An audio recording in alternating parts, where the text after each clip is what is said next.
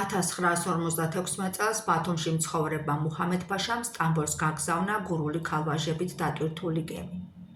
რეფორმების პერიოდში ოზურგეთის მაზრა უშუალოდ ესაზღვრებოდა თურქეთს. საზღვართან გურიის სიახლოვის გამო მთავრობა განსაკუთრებულ მოვალეობას აკისრებდა გურიის თავადაზნაურებს, ხოლო ამ უკანასკნელებმაც თავიანთი დამსახურების გამო განსაკუთრებული შეღავათები მოითხოვეს რეფორმების დროს.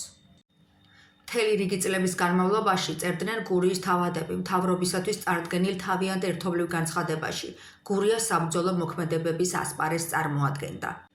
ამიტომ ყურადღება ვერ მივაქციეთ ჩვენი მიწათმფლობელობის შენარჩუნებასა და გაუმჯობესების საქმეს. მემამულეები ვალდებულები იყვნენ მზად ყოფილიყვნენ შემოსწეულ გაბუროტებულ მტერთაგან თავის დასაცავად.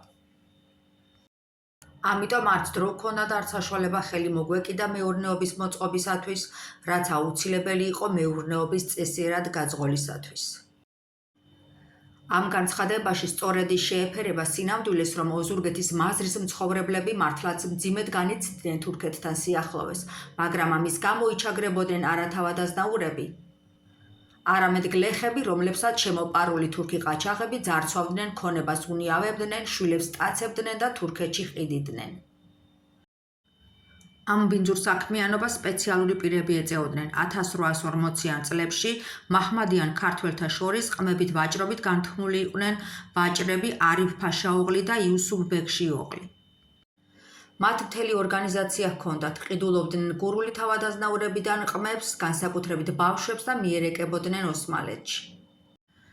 ქობულეთში ყაჩაღთა ბრბოს მეთაურობდა ხავთასი, რომლის ხელობას ყმათა გაყიდვა შეადგენდა. ყმათა გაყიდვა გრძელდებოდა გლეხთა რეფორმამდეც კი.